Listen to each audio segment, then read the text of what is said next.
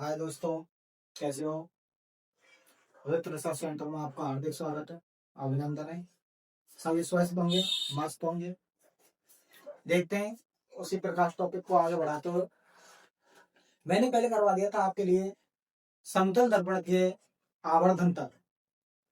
तो अब समतल दर्पण खत्म हो चुका है। अब चलेंगे गोलीय दर्पण। तो गोलीय दर्पण सर्वप्रथम हेडिंग लगा दे देंगे दर्पण।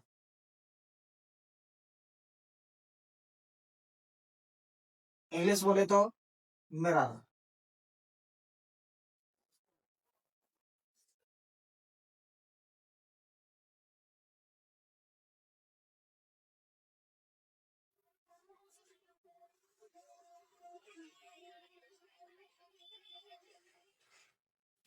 दर्पण दो प्रकार के होंगे। कितने प्रकार के होते हैं भाइयों? दो प्रकार में। समतल वाला जो पार्ट है वो मैं करा चुका हूं आपको। समतल दर्पण। और दूसरा है गोलीय दर्पण।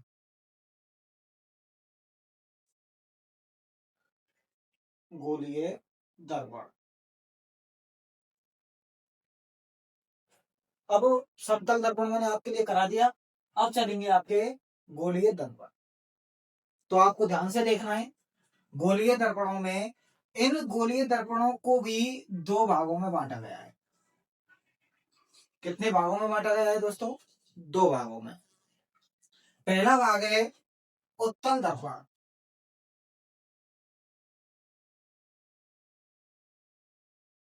उत्तल दर्पण। और दूसरा भाग है अवतल दर्पण।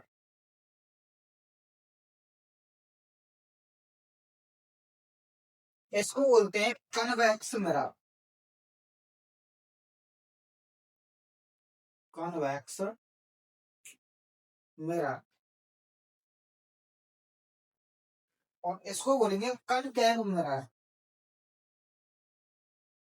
Concave mirror. ये क्या करता है? प्रकाश की किरणों को प्रकाश की किरणों को कन्वेक्स करने का कार्य करेगा। और ये प्रकाश की किरणों को कन्वेक्स कर देगा, फैला देगा। तो प्रकाश की किरणों को जो फैलाने का जो कार्य करेगा वो अवतल दर्पण कर रहा है। और उत्तल दर्पण उनको समेटने का कार्य करेगा, कन्वेक्स करने का कार्य करेगा। तो हेडिंग लगा देनी है आपको उत्तल दर्पण। क्या लगा देनी है? उत्तल दर्पण।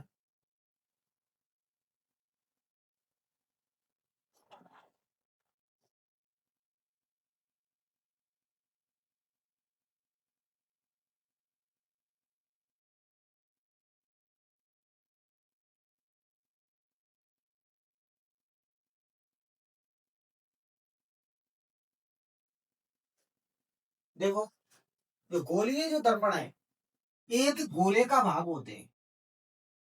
एक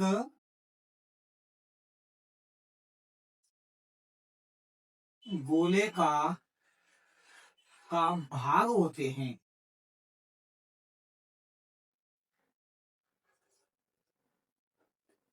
तभी इनका नाम पड़ा है गोलीय दर्पण, क्योंकि ये गोला है, उसके भाग हैं ये। जैसे कि ये कोई गोला है,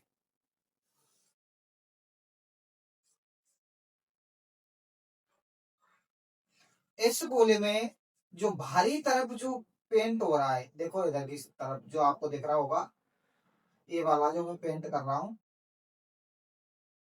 ये वाला,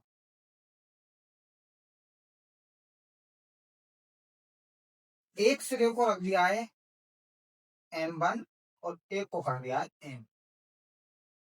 इस दर्पण की बाहरी तरफ जो पॉलिश हो रही है, इस दर्पण को कह दिया है अवतल दर्पण। कौन सा दर्पण? अवतल दर्पण। और जिस दर्पण में अंदर की तरफ पॉलिश हो रही है, देखो ये जो अंदर की तरफ जो पॉलिश है, ये M1 और ये M, ये अंदर की तरफ जो पॉलिश है वो कहलाएगा उत्तल दर्पण। और ये उस वृत्त का क्या हो जाएगा, केंद्र बिंदु। और इस केंद्र से ये जाएगी त्रिज्या, इस केंद्र से जो जीवा गुजरती है आदि, पूरी जो जीवा होती है उसको व्यास कहते हैं, लेकिन ये केंद्र से परिधि तक आदि जा रही है, इसको कह देंगे त्रिज्या। त्रिज्या जिसे R द्वारा प्रदर्शित किया जाएगा और केंद्र को C द्वारा प्रदर्शित किया जाएगा। इसमें लिख दें तो लिख देना आप कोष्टक के अंदर कि अंदर की ओर पॉलिश, अंदर की ओर पॉलिश, और इसमें लिख दें बाहर की ओर पॉलिश।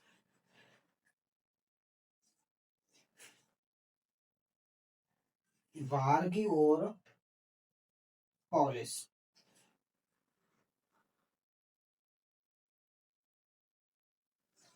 और देखें M और M1 तक की जो दूरी है, ये जो दूरी यहां से लेकर के और यहां तक की जो दूरी है, दोनों में किसी को एक को समझना है, दोनों में या M से लेकर के और M1 तक की जो दूरी है, इसको लिख देता हूं मैं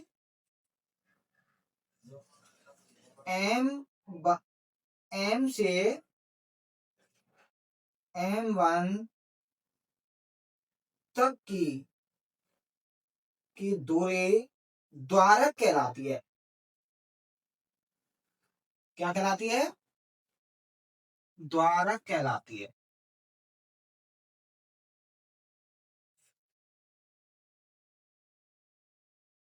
तो कहने का मतलब ये हुआ यहां से लेकर के और यहां तक की जो, ये जो मैं दोबारा से कलर कर रहा हूं, ये जो दूरी ये वाली द्वारक कहलाएगी। क्या कहलाएगी मेरे भाइयों, द्वारक कहलाएगी। वैसे मैं इनको अलग अलग हेडिंग डाल डाल के लिखवा दूंगा। और एक केंद्र से और यहाँ परिधि तक की जो दूरी है ये कहलाएगी त्रिज्या, यानी कि किसी भी दर्पण की वक्रता त्रिज्या, इसी को कह देंगे वक्रता त्रिज्या। तो स्क्रीनशॉट लें, देखें।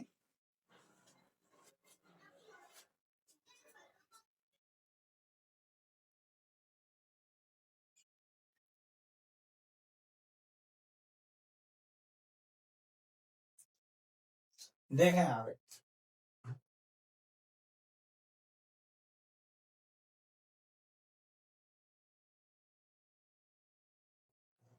ये कोई वृत्त है, इस वृत्त में ये केंद्र है और केंद्र से ये परिधि तक की जो दूरी है इसको हमने कह दिया था वक्रता त्रिज्या आर।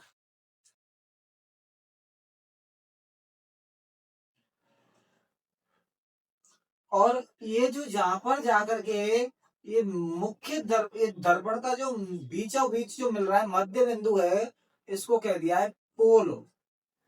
और पोल यानी कि ध्रुव। क्या कह दिया है, ध्रुव। अब एक दर्पण में समझना है आपको, दोनों में बराबर सेम रहेगा। तो पहले आपको हेडिंग डालनी है द्वारक। क्या लगा देनी है, द्वारक।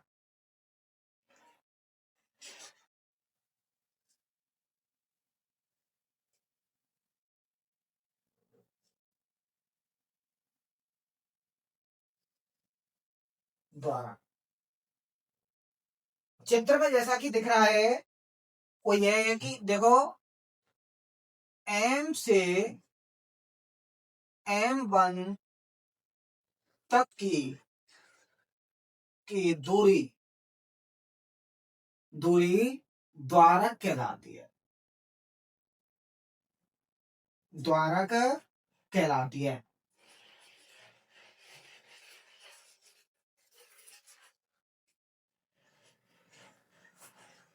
एम एम से लेकर के और एम वन तक की जो दूरी है वो क्या कहलाएगी? द्वारक कहला रही है। फिर देख लें, वक्रता त्रिज्या देख लेते हैं या वक्रता केंद्र देख लेते हैं। वक्रता केंद्र,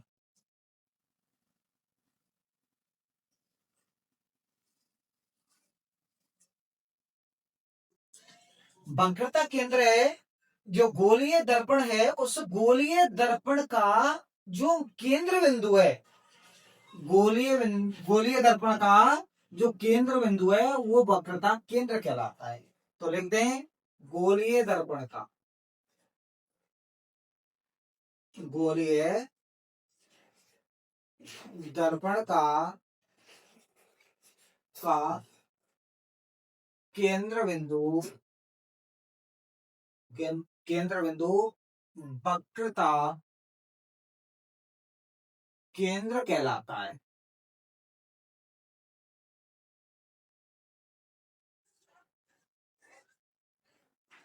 गोलीय दर्पण का केंद्र बिंदु वक्रता केंद्र कहलाता है। जिसे जिसे सी द्वारा प्रदर्शित, सी द्वारा प्रदर्शित किया जाता है।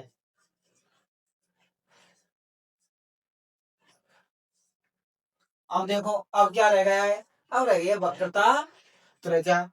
तो वक्रता त्रिज्या है या फिर ध्रुव, बहुत सारी चीजें रह गई अभी से। तो वक्रता त्रिज्या आइडिया लगा देंगे, वक्रता त्रिज्या।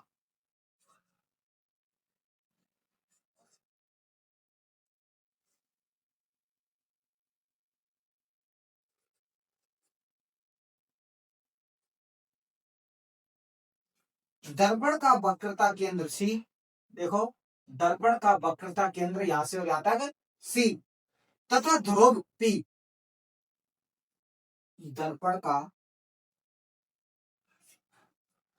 दर्पण का वक्रता केंद्र सी, तथा दर्पण दर्पण के दर्पण के ध्रुव दर्पण के ध्रुव पी के मध्य की दूरी, मध्य की दूरी वक्रता त्रिज्या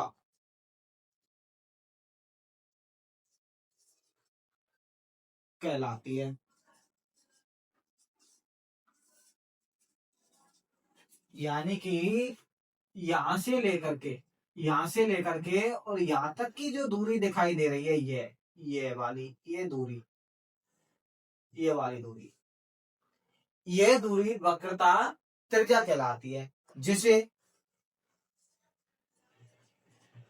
जिसे आर द्वारा प्रदर्शित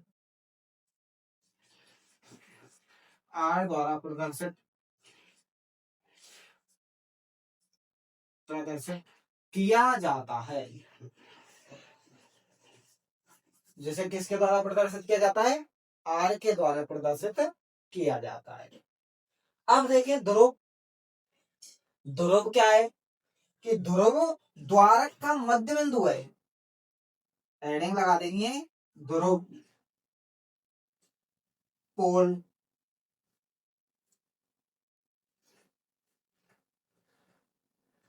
तो लिख दे, देखो यहां से लेकर के और यहां तक क्या है? द्वारक, और द्वारक का बीचों बीच जो बिंदु है वो है पोल या ध्रुव। तो लिख देंगे, सीधी सी बात है कि द्वारक का मध्य बिंदु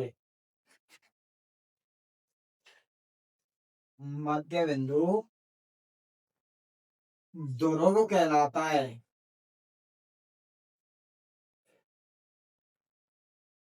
ध्रुव कहलाता है जिसे जिसे P द्वारा प्रदर्शित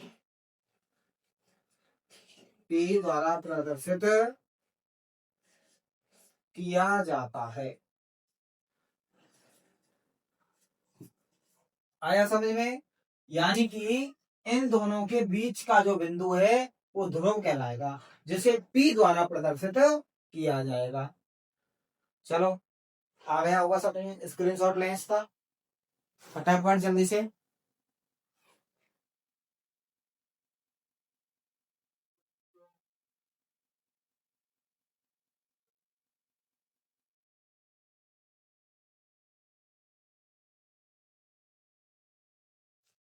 अब देख लेते हैं मुख्य अक्ष। आइडिया लगानी है आपको। मुख्य अक्ष एक्स एक्स डैश।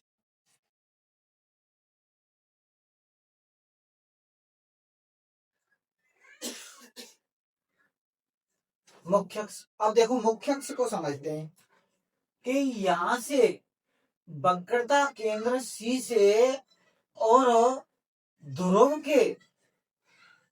से होकर गुजरने वाली रेखा होगी। वक्रता केंद्र सी तथा ध्रुव से होकर के सीधी जाने वाली जो रेखा है वो कहलाएगी मुख्य अक्ष। दर्पण के वक्रता केंद्र सी तथा ध्रुव के मध्य से गुजरने वाली रेखा कहलाएगी मुख्य अक्ष। तो लिख देंगे, देखो दर्पण के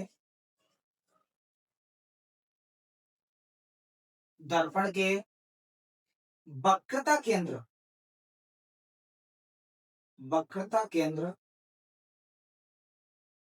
केंद्र सी तथा ध्रुव P से होकर गुजरने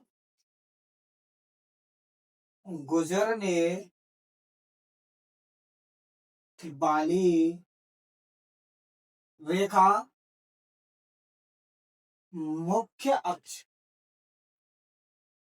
मुख्य अक्ष कहलाती है।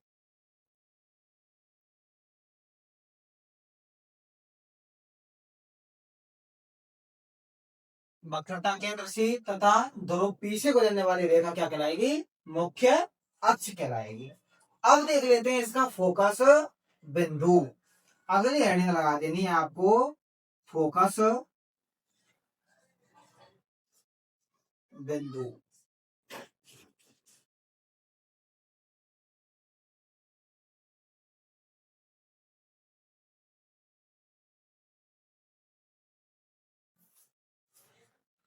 देखें इसके लिए एक चित्र बना लेते हैं। पहले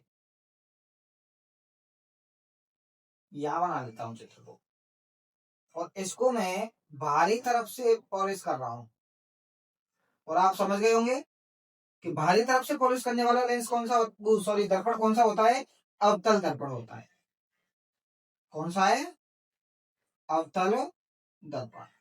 जबकि मुझे अवतल दर्पण और उत्तल दर्पण से यहां लेना देना नहीं है कुछ भी। यहां मुझको समझाना है मुख्य फोकस या फोकस बिंदु। ठीक है, तो मैं बाकी की सारी चीजें आपके लिए समझा चुका हूं। जैसे कि यहां से ये रेखा जो गुजरेगी, ये रेखा कहलाएगी मुख्य अक्ष। क्या कहलाएगी? मुख्य अक्ष, जिसको मैं एक्स और एक्स डैश से प्रदर्शित कर रहा हूं। और इस बिंदु पर जहां ये कटान बिंदु निकल करके आ रहा है, ये कहलाएगा P। क्या कहलाएगा? P, यानी कि ध्रुव। और इससे समान दूरी पर या इधर से इसके मुख्य केंद्र पर यहाँ होता था हमारा सी, वक्रता केंद्र। और इसका जो मध्य जो बिंदु होता है, सी तथा पी का जो मध्य बिंदु है, वो उसको बोलते हैं एफ या फोकस बिंदु, जिस पर कोई भी प्रकाश की किरण आकर के मिलती है या उसको मुख्य फोकस से गुजरना होता है। जैसे कि कोई भी प्रकाश की किरण आई, ये आने वाली प्रकाश की किरण है और इसको सामान्यतः फोकस से गुजरना पड़ेगा, और फोकस से गुजर के, और इस फोकस से गुजर के और तुरंत क्या हो जाएगी, समानांतर हो जाती है। इस प्रकार से कोई भी आई और आकर के किससे गुजरेगी, मुख्य फोकस से गुजर जाएगी। तो ये इस जगह पर जो मिलती हैं, तो किसके लिए, अवतल दर्पण के लिए, और मिलती हुई प्रतीत हो रही हैं तो उत्तल दर्पण के लिए। तो इस जगह जो मिलेंगी, इसी को कह दिया है फोकस बिंदु। तो इसको अगर परिभाषित करें, तो परिभाषित करने पर आ जाएगा मुख्य अक्ष, मुख्य अक्ष के सापेक्ष, सापेक्ष सीधा, मुख्य अक्ष के सापेक्ष, सापेक्ष आपतित प्रकाश किरण, आपतित प्रकाश किरण,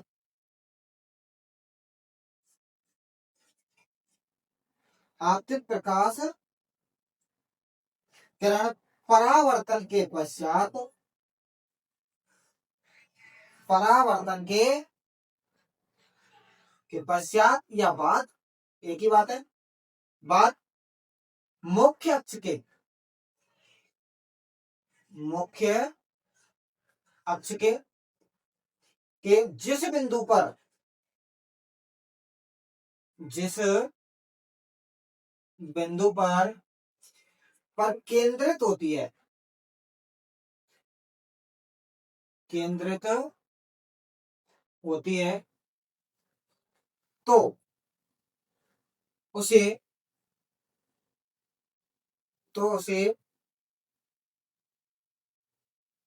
फोकस बिंदु, फोकस बिंदु एफ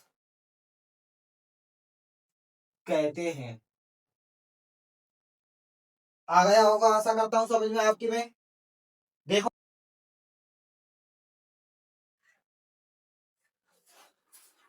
अब देखते हैं गोलीय दर्पण की फोकस दूरी। अब मुझको चित्र बनाने की जरूरत थोड़ी है, क्योंकि चित्र आपने पहले देख रखा है, क्योंकि बार बार चित्र बनाने से तो बेटर है। पर लेकिन फिर भी देख लो यार, फिर यूं कहोगे समझ नहीं आया। देखो ये केंद्र सी, ये पी, यानी कि मैंने इसको पूरा खींच दिया, ठीक है। और इस जगह इन दोनों के बीचों बीच हमने जो अभी जो चित्र बनाया था, उसमें आ रहा था निकल करके एफ, ठीक है। जैसे कि मैं बता रहा हूं आपके लिए, देखो इस प्रकार से, और इस पे ये कर दिया, और इस, और ये मुख्य अक्ष बना दिया, ये दर्पण का पी हो गया, और ये इस जगह केंद्र सी हो गया। और जिस जगह वो प्रकाश की किरणें आकर के मिल रही थी, उसको कह दिया था एफ। और अब देखें, हमने हेडिंग डलवाना चाह रहा हूं आपसे फोकस दूरी।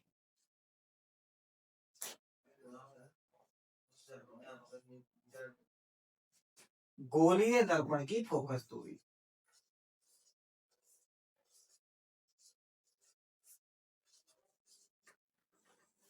तो मैंने क्या हेडिंग लगवा दी है, गोलीय दर्पण की फोकस दूरी। तो उसको देखें कि यहां से लेकर के और ध्रुव पी तक की जो दूरी है, ये दूरी, ये दूरी कहलाएगी फोकस दूरी। आया समझ में कि एफ फोकस बिंदु से और बिंदु पी तक यानी कि ध्रुव तक की जो दूरी है वो कहलाएगी फोकस दूरी। तो लिख देते हैं, देखो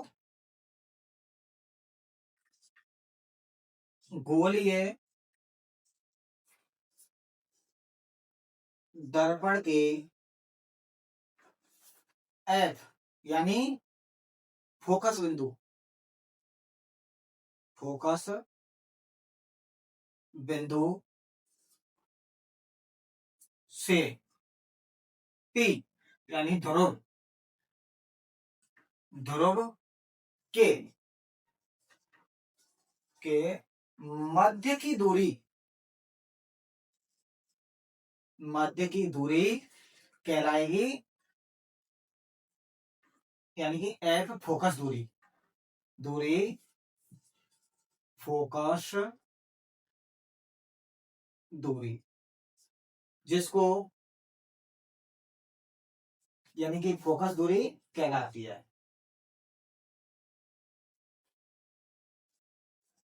जिसे स्मॉल एफ द्वारा प्रदर्शित प्रदर्शित किया जाता है।